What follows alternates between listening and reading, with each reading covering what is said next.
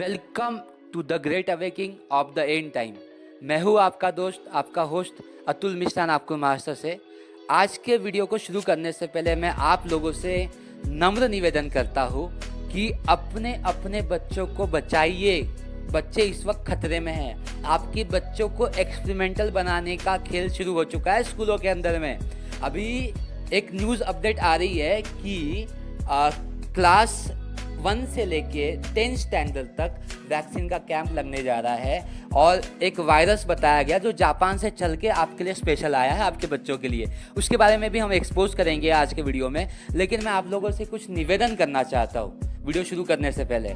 देखिए, जैसे हम लोगों ने एप्पल आईडी का विरोध किया था उस समय जब एप्पल आईडी का दौर चल रहा था, हम लोगों ने काफ़ी विरोध किया था उसका, और हमारा टारगेट था 1 लाख बच्चों तक पहुंचना। उससे ज़्यादा आप लोगों ने सहयोग किया हमें, इसका हम दिल से धन्यवाद आपको देते हैं। अभी ये वायरस का एक्सपोज हम बहुत जल्दी करने वाले हैं। अभी आज ही के वीडियो में हम पूरा एक्सपोज कर देंगे, क्या है, क्या पेटेंट है इसका, आपको सब बताएंगे। कैसे बीमारी है या नहीं है, कैसे पैदा की गई, इसके बारे में भी हम बातचीत करेंगे। पहली बात, वायरस, आप नाम सुनते ही समझ गए होंगे कि वायरस, जब भी वायरस का नाम लिया जाए तो उसके लिए एक ही सोल्यूशन इनके पास होता है, वो होता है वैक्सीन। और मैं आपको ये बता दूं, वायरस कभी भी इंसान के अंदर एग्जिस्ट नहीं करता। इसके काफ़ी प्रूफ हमने दिए हुए हैं, काफ़ी प्रूफ हमने दिए हैं। आज भी इस वीडियो में हम प्रूफ देंगे, बहुत सारी बातें करेंगे। आइए वीडियो को शुरू करते हैं। तो आप देखिए, यहाँ पे वैक्सीन कैंप लगने वाला है, मतलब जगह जगह पे। ये कहाँ से न्यूज़ निकल के आ रही है? पुणे से निकल के आ रही है, और कोल्हापुर से भी न्यूज़ आई है। कोल्हापुर के अंदर HPV का 2 टीका, एक HPV का स्पेशल कोई टीका होगा। अभी मुझे न्यूज़ निकल के आई, मेरे पास अपडेट आया है कि HPV के टीके लगने वाले हैं। HPV के बारे में भी मैंने वीडियो बना के डाला था उस टाइम, जब ये काफ़ी खेल चल रहा था बजट की मीटिंग में। तो उस टाइम ही हमने बताया था पूनम पांडे कैसे एक्टिंग कर रही है, मरने का नाटक कर रही है। वो वीडियो जिस लोगों ने नहीं देखा होगा, नए लोग जुड़े हैं, वो जल्दी से वो वीडियो को देख ले, मुझे व्हाट्सअप कर दे, मैं आप लोगों को वीडियो भेज दूँगा। चलिए अब शुरू करते हैं वीडियो को, ज़्यादा समय ना गवाते हुए। तो GR निकला। अभी देखिए, यहाँ पर 28 तारीख से वैक्सीन होने वाली है पुणे के अंदर में।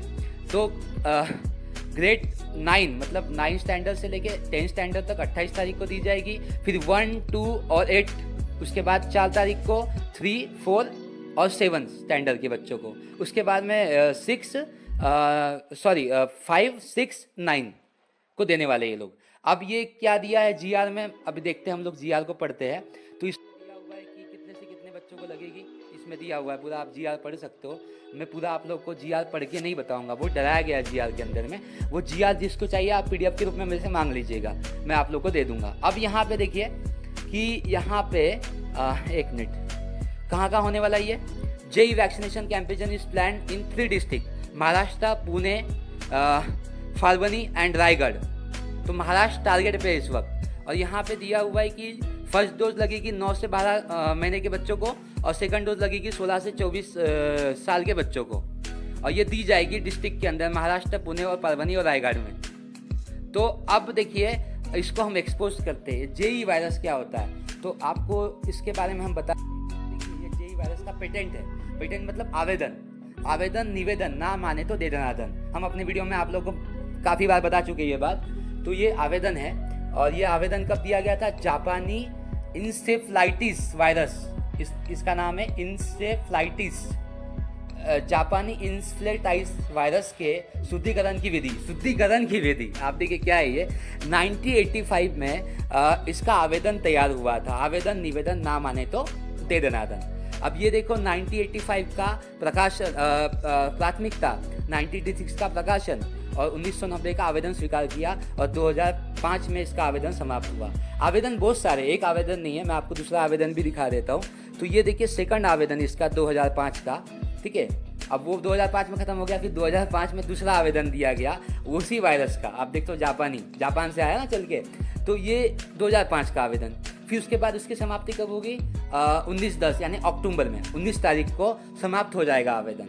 फिर उसके बाद दूसरा आवेदन और दिया गया। और देखिए, आवेदन, निवेदन, ना माने तो दे दनादन। आवेदन का मतलब चिट्ठी लिखी गई। क्या चिट्ठी वाली बीमारी आपके बच्चों को हो सकती है? जरा सोचिए आप।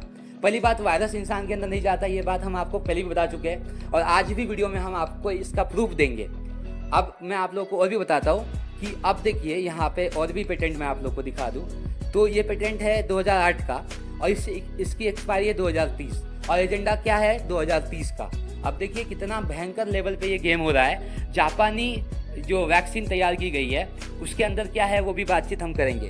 तो अभी बताया जा रहा है कि ये मच्छर के काटने की वजह से ये बीमारी होती है। तो मच्छर भेजे किसने? 1 साल पहले हम लोगों ने आपको बताया था कि मच्छर भेजे गए हैं।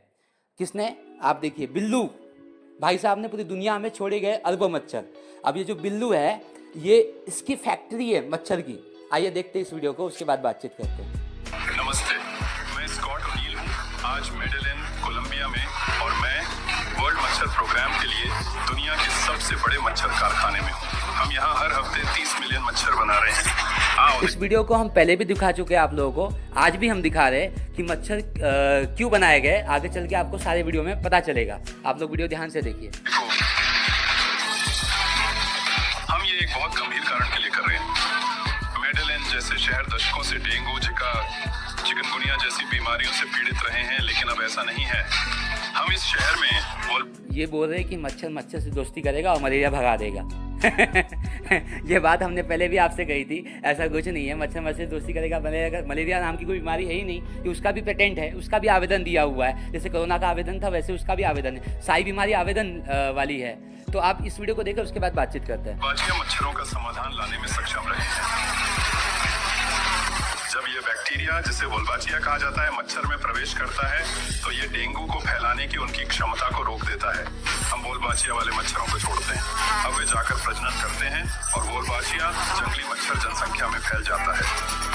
अगर हम दुनिया के सभी उष्णकटिबंधीय शहरों में इन बीमारियों को नियंत्रित करने जा रहे हैं तो इसके लिए बहुत सारे मच्छरों की आवश्यकता होगी। मच्छर का जीवन चक्र अंडे से शुरू होता है और इस कमरे में हमारे पास बहुत सारे अंडे हैं। इनमें से प्रत्येक पट्टी, ये छोटे काले बिंदु, 10,000 तक मच्छर के अंडे हैं। इन सभी पट्टियों में लगभग 1.5 मिलियन सूखे अंडे हैं जो फूटने का इंतजार कर रहे हैं। इस ट्रे में हमारे पास नए फूटे हुए अंडे हैं। वे छोटे लार्वा हैं, इतने छोटे कि आप उन्हें मुश्किल से देख सकते हैं। वे यहाँ कुछ दिनों तक बैठेंगे, खाएंगे और बड़े होंगे। जब तक कि वे यहाँ दिख रहे इन मच्छरों की तरह नहीं दिखने लगते, वे प्यूपा में बदलने लगे हैं। हम अगले चरण की छंटाई करना चाहते हैं, मादाओं को नर से अलग करना। हम ऐसा करना चाहते हैं ताकि हम पिंजड़ों में लिंग अनुपात को इस तरह से बदल सकें कि मादाएं नर से अधिक हों। यहाँ नीचे वाले लड़के हैं और ऊपर वाले लड़कियां हैं, वे बड़े हैं। यहाँ से मच्छर लाने का मकसद क्या है, आप जरा इस वीडियो को देखिए। आनुवंशिक रूप मच्छर से क्या करेगा, आपका वैक्सीन कर देगा और इन लोगों ने उसी तरीके से वैक्सीन किया है। आप इस वीडियो को देखिए। आनुवंशिक रूप से संशोधित मच्छरों को अमेरिका में विमोचन के लिए हरी झंडी मिल गई है। वे कहते हैं कि ये मच्छर लोगों को नहीं काटते, वे केवल मादाओं के साथ प्रजनन करते हैं और इन्हें इस तरह से संशोधित किया गया है कि संतानें मर जाती हैं। जिस घातक जीन को उन्होंने डाला है वह वास्तव में सभी मच्छरों को नहीं मारता, ये केवल मादाओं को मारता है। नर मच्छर जीवित रहते हैं। दूसरे शब्दों में जीएमओ मच्छर इंसानों को काटते हैं। कुछ कार्यक्रमों का उद्देश्य मच्छरों का उपयोग अन्य चीजों के लिए करना है, जैसे कि लोगों का अनैच्छिक रूप से टीकाकरण करना। सितंबर 2022 में एनपीआर ने घोषित किया कि शोधकर्ताओं ने इन जीएमओ मच्छरों का उपयोग करके लोगों का सफलतापूर्वक टीकाकरण किया। कार्यक्रम के एक प्रमुख वैज्ञानिक ने प्रकाशन को बताया कि हम इन मच्छरों का उपयोग ऐसे करते हैं जैसे ये 1000 छोटे एक उड़ने वाले और सिरिंज हैं। तो देखिए यहाँ सबसे बड़ी चिंता क्या है। खैर, वेरो आंशिक रूप से वास्तविक कथाओं का उपयोग जीएमओ कीटों के विमोचन के लिए एक कार्यक्रम शुरू करने के लिए किया जा रहा है। इस कार्यक्रम का कोई स्थायी प्रभाव नहीं और इसके आगे ये कार्यक्रम अन्य कार्यक्रमों से जुड़े हुए हैं जो लोगों का अनैच्छिक रूप से टीकाकरण करने के लिए उपयोग किए जा सकते हैं। तो आप देखिए वैक्सीन पहले ही इन लोगों ने मच्छर के द्वारा किया, अब उसका साइड इफेक्ट हो रहा है तो उसके लिए एक और वैक्सीन ठुकवा दो। समझ रहे। और ये देखिए मच्छर छोड़े गए थे, हेलीकॉप्टर के थ्रू भी छोड़े गए थे, उसका भी वीडियो चलाता हूँ मैं। पहले आप देखिए मॉस्किटो का पुणे के अंदर जहाँ पे खेल चल रहा है ना, वहीं पे ये मॉस्किटो छोड़ा गया था। आप ज़रा देखिए, इसके वीडियो भी काफ़ी खूब वायरल हुए थे उस टाइम, यूट्यूब पे भी एनडीटीवी ने भी किए थे, आप देख सकते हो। अभी ये आप देख लो, अभी मैं आप लोग को एक और वीडियो दिखाता हूँ यूट्यूब पे जा करके। तो आप देखिए पुणे, खराड़ी, केशवनगर, मुंडवा में मच्छरों का आतंक।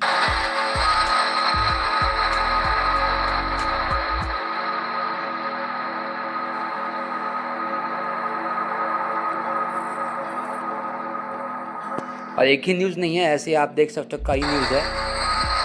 मैं आपको यहाँ पे दिखा दूँ, ये देखिए। सोशल मीडिया पर एक वीडियो खूब वायरल है। इस वीडियो में मच्छरों का एक झुंड देखा जा सकता है। ये मच्छर झुंड बनाकर आसमान पर उड़ते दिख रहे हैं, जैसे कोई बवंडर आ गया हो।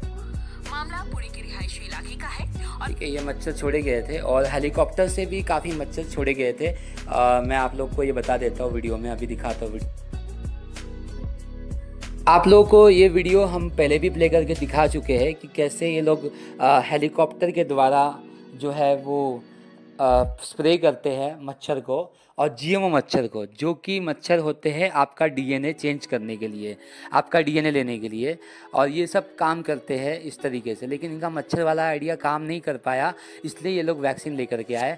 और मलेरिया की वैक्सीन जब आई थी तब हमने ये वीडियो आपको बताया था कि एटलांटा नाम की जो कंपनी है कैसे बच्चों को प्रयोग करके, जो गरीब बच्चे हैं उसके प्रयोग करके उससे मार देती है। काफ़ी बच्चे इसका शिकार भी हो गए थे, उस वीडियो में मैंने बताया था। जिन लोगों ने वो वीडियो नहीं देखा, मुझे आप मांग लेना, मैं वीडियो आप लोगों को सेंड कर दूँगा। आइए इस वीडियो को शुरू करते हैं। तो आप देखिए यहाँ पे जैसे केमिकल के थ्रू स्प्रे किया जा रहा है।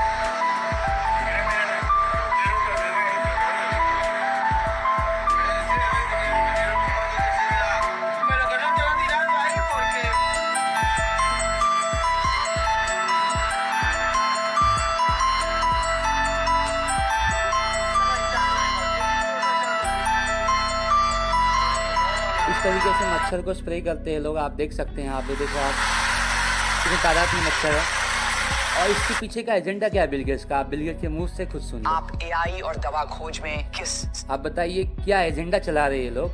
और मैंने आप लोगों को बोला है कि अभी दवाई जो है क्या बनाएगी, आप लोगों ने वो वीडियो देखा ही होगा कि अब दवाई कौन बनाने वाली, एआई बनाएगी। ठीक है, तो एआई क्या बनाएगी, इंटरनेट बॉडी से आपको जोड़ देगी। अभी जितनी भी दवाई आएगी या जितनी भी वैक्सीन बन के आ रही है, वो एआई खुद मैन्युफैक्चर कर रहा है। ये बिल पास हो चुका है अमेरिका की गवर्नमेंट में। हमने आप लोगों को वो पूरा पेटेंट दिया भी था, और वो जो गवर्नमेंट की जो वेबसाइट है उसका आप लोगों को दिखाया भी था हम लोगों ने, कैसे ये बिल पास हो गया।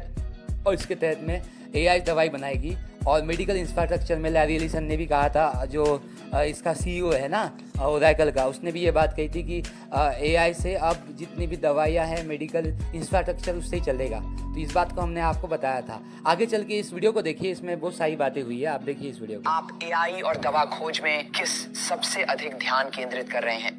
दुनिया की कई बीमारियां हैं, जैसे मलेरिया या तपेदिक को एक उदाहरण के रूप में लें, जहां जो लोग पीड़ित हैं वे बाजार में ध्यान आकर्षित करने के लिए पर्याप्त अमीर नहीं हैं, और इसीलिए आप जानते हैं आज भी हर साल 600,000 बच्चे मरते हैं। आप जानते हैं 5 मिलियन बच्चों में मरते क्यों है? तुम ही लोग तो मारते हो इन लोगों को वैक्सीन दे देकर। 5 साल से कम उम्र के हैं, उनमें से 600,000 मलेरिया के कारण मरते हैं। और फिर भी हाँ, मलेरिया के कारण क्यों मरते? मलेरिया की कोई बीमारी नहीं है, इस बात को हमने प्रूव भी किया है कि पेटेंट है इसका, कोई बीमारी नहीं है। वैक्सीन से ही लोग मरते ज़्यादातर। आप जानते हैं मलेरिया अनुसंधान, आप जानते हैं बहुत छोटा है। हम इस मामले में सबसे बड़े हैं, और इसलिए अब हम उपयोग कर रहे हैं एआई। आप जानते हैं हम नए दवाओं, एक नए टीके और मच्छर, हमें सब मालूम है कि आप नए टीके बनवा रहे हो और लोगों को बर्बाद करने के लिए आप निकल पड़े हो। और सारे सरकार, सारी गवर्नमेंट, जितने भी लोग हैं जो पैसे के दीवाने, सारे आपके साथ जुड़े हुए, ये बात हमें मालूम है। को बड़े पैमाने पर मारने के लिए एक आनुवंशिक तरीके, हाँ, लोगों को मारने के लिए। हमें ये बात पता है कि आप लोगों को मारने के लिए पैदा हुए हो और लोगों को मारोगे। इसमें आपका बहुत फ़ायदा है, बहुत बड़ा फ़ायदा है, क्योंकि आत्मा जो चाहिए आप लोगों को लूसीफर के राज में ले जाने के लिए, ये सारी चीज़ें चल रही है। और देखिए अभी मैं आपको बताता हूँ कि ये वैक्सीन है जिसे कहा था जापानीज़ वैक्सीन, ठीक है। और ये जेनवैक इसका नाम है। इसके अंदर क्या क्या चीज़ डली हुई है ज़रा आप यहाँ पे देखेंगे तो यहाँ पे आपको देखने के लिए मिलेगा एल्युमिनियम हाइड्रोक्साइड का यूज़ क्या होता है आपको मालूम है ना? मतलब एल्युमिनियम जैसी चीज़ अगर आपके बॉडी के अंदर चली जाए तो आपके शरीर का कितना भारी नुकसान हो सकता है आपको पता ही है, ठीक है। या तो आपकी मृत्यु भी हो सकती है, या तो आप उल्टे सीधे हरकत कर सकते हो, भूलने की बीमारी हो सकती है, या तो आपका दिमाग ही काम नहीं करेगा। बहुत सारी चीज़ें आपके साथ हो सकती है। और इसमें साइड इफेक्ट भी लिखा हुआ है क्या क्या आपको वैक्सीन लेने के बाद। ये मैं आप लोगों को एक ही चीज़ बता रहा हूँ कि वायरस इंसान के अंदर नहीं जाता, ये इसका बड़ा प्रूफ मैं आप लोगों को दे रहा हूँ अभी। और भी बहुत सारे डॉक्यूमेंट है, लेकिन ये वीडियो लंबा होने के कारण मैं आप लोगों को डॉक्यूमेंट इसमें सप्लाई नहीं करूँगा, वीडियो सप्लाई नहीं करूँगा। नेक्स्ट वीडियो में फिर से वीडियो लेके आऊँगा। तो जो कोई वायरस से बिलीव करता है, तो देखिए अभी बड़े बड़े डॉक्टर्स जो है, बड़े बड़े जो PhD लेवल के डॉक्टर है, MD लेवल के डॉक्टर है, तो वो क्या कहते हैं कि वायरस एग्जिस्ट करता है या नहीं करता है, आप उनके मुँह से सुनिए। वैज्ञानिक साहित्य में ऐसा कोई भी प्रकाशित पत्र नहीं है जो इस चीज को किसी भी बीमार मानव या पशु के जैविक तरल में खोजने का दावा करता हो, कहीं भी। और सभी सहमत हैं, सभी विषाणु विज्ञानी सहमत हैं। वे कहते हैं यह वायरस खोजने का तरीका नहीं है। है संस्थान NIH और CDC आदि, हमने उनसे पूछा क्या आप हमें ऐसा कोई पत्र दिखा सकते हैं जिसमें इस कण को किसी भी बीमार व्यक्ति के किसी भी तरल में पाया गया हो, और वे कहते हैं हमारे पास ऐसा कोई पत्र नहीं है। उनके पास पृथक्करण नहीं, वे दावा करते हैं कि वे किसी भी तरल में वायरस नहीं खोज सकते। अब भले ही वे कहते हैं कि इसके लिए एक कारण है क्योंकि वे ऐसा नहीं करते। अब यहाँ पहला सवाल है, चूंकि विषाणु सिद्धांत ये है कि मैं इस वायरस को सांस में लेता हूँ, ये मेरे फेफड़ों का उपयोग एक संस्कृति के रूप में करता है ना?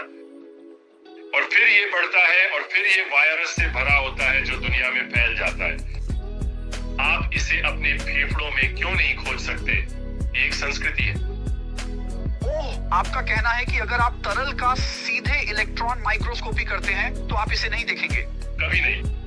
मैं समझता हूँ। कभी नहीं, एक बार भी नहीं। हमने पूछा एक आदमी जो 20 साल का था, आप जानते हैं वुहान विषाणु विज्ञान संस्थान के वरिष्ठ विषाणु विज्ञानी, 20 साल तक येल विषाणु विज्ञान प्रयोगशाला के प्रमुख, क्या आप SARS-CoV-2 को किसी भी व्यक्ति के किसी भी तरल में खोज सकते हैं जिसे आप कहते हैं कि उसे कोविड है? उन्होंने कहा नहीं। क्यों नहीं? क्योंकि वायरस खोजने के लिए पर्याप्त नहीं है। देखिए इन्होंने साफ साफ कहा वायरस खोजने के लिए पर्याप्त नहीं है, क्योंकि वायरस का फुल फॉर्म क्या है? वाइटल इंफॉर्मेशन रिसोर्सेज इंडस्ट्रीज, यानी कोई जानकारी को प्राप्त कर लेना है, चोरी करना है। तो वो मोबाइल और कंप्यूटर के लिए बना है, वो इंसान के लिए बना ही नहीं, इंसान के लिए बैक्टीरिया बना है। इस बात को अगर आप मेडिकल फील्ड में भी सर्च करोगे कि वायरस का फुल फॉर्म क्या होता है मेडिकल टर्म में, तो आपको निकल के आएगा वाइटल इंफॉर्मेशन रिसोर्सेज इंडस्ट्रीज। इसका मतलब कोई जानकारी को इकट्ठा कर लेना या किसी जानकारी के तहत चोरी कर लेना। चोरी का काम होता है वायरस का। और वायरस होने के बाद लोग आपको पता है क्विक हिल जो यूज़ करते हैं, जितने भी हैकर्स लोग इस वीडियो को देख रहे हैं, जितने भी IT फील्ड के देख रहे हैं, आपको पता ही होगा कि वायरस जब आता है कंप्यूटर में तो उस पर क्वारंटाइन कर दिया जाता है। वैसे इंसान को क्वारंटाइन कर दिया जाता है, आप देख लो। तो इस वीडियो को आप देखो, उसके बाद आप बातचीत करते हैं। ठीक है, हमने उनसे पूछा अगर आप 10 लोगों को रखते हैं जिनके पास मान लीजिए कोविड है और आप उनके ब्रोंकियल तरल को मिलाते हैं तो क्या वहां पर्याप्त है? नहीं। 100 लोग? नहीं। 1000 लोग? नहीं। देखने के लिए पर्याप्त नहीं। 10,000 लोगों को मिलाकर क्या तब आपके पास देखने के लिए पर्याप्त वायरस होगा? और उन्होंने कहा नहीं, और फिर उन्होंने और जवाब नहीं दिया क्योंकि इन लोगों के पास जवाब ही नहीं है कि जो हम इलेक्ट्रॉन माइक्रोस्कोपी स्लाइड्स पर देखते हैं वे वास्तव में वायरस के कण हैं। छोटी छोटी बातें। इसमें कहा गया है कि आपको उन्हें कल्चर करना होगा। आपके फेफड़ों में देखने के लिए कोई वायरस नहीं है, या आपके नथुने में? इतना कि वे नहीं करेंगे कहीं भी। अब बताइए, ये लोग इसमें प्रूफ दे ही नहीं रहे हैं। वो हमें दिखा दो ना भाई, वायरस कहाँ दिखता है? तुम कह रहे हो अपने माइक्रोस्कोप के अंदर, तो भाई तुमने जो पेटेंट किया हुआ माइक्रोस्कोप, वो तुम्हारा पेटेंट किया हुआ है। तो हम अपने माइक्रोस्कोप से, हमारे माइक्रोस्कोप से इसको दिखा दो। नहीं दिखा पाएगा कोई। और मैं आपको एक 1.5 घंटे की डॉक्यूमेंट्री है, वो मैं आपको पूरा दिखाऊंगा। हो सके तो मेरे चैनल पे मैं अपलोड कर दूंगा, तो आप लोग उस वीडियो को देखिएगा पूरा, ठीक है? तो आज के वीडियो में इतना ही। अब आइए खुदा का कलाम क्या कहता है इस बारे में हम देखते हैं। के वचन से कुछ देख लेंगे। यशायाह 13:16, उनके बाल बच्चे उनके सामने पटक दिए जाएंगे, उनके घर लूटे जाएंगे, उनकी स्त्रियाँ भ्रष्ट की जाएगी। इसका मतलब क्या? उनके बाल बच्चे पटक दिए जाएंगे, मतलब अभी बाल बच्चे टारगेट पे है, उसके बाद स्त्रियाँ टारगेट पे है, क्योंकि स्त्रियाँ जो है उन लोगों को महिला योजना में फॉर्म भरवा दिया गया। तो वो क्या होगा, उनकी स्त्रियाँ भ्रष्ट की जाएगी। ये बात बाइबल बताती है। देखिए, उनकी स्त्रियाँ भ्रष्ट की जाएगी, उनके बाल बच्चे उनके सामने पटक दिए जाएंगे। यदि आप जागरूक नहीं रहे तो आपके सामने आपके बच्चे पटक दिए जाएंगे, वैक्सीन दे करके मार दिए जाएंगे। इसका खेल बहुत लंबा चलने वाला है। अभी देखो, ये 2028 तक 2030 तक खेल चलने वाला है। मैं आप लोगों को पैटर्न में बता चुका हूँ। उसके बाद हम यहेजकेल 9 अध्याय में आते हैं। ये खेल किसके साथ चलेगा, तो आइए हम यहेजकेल 9 अध्याय में देखेंगे। यहेजकेल 9 अध्याय उसका हम पढ़ेंगे, 1 मिनट रुकना। 9:6 बूढ़े, युवा, कुंवारी, बाल बच्चे, स्त्रियाँ सबको मार के नाश करो, परंतु जिस किसी मनुष्य के माथे पर वो चिन्ह हो। कौन सा चिन्ह? परमेश्वर का चिन्ह। परमेश्वर का चिन्ह क्या है?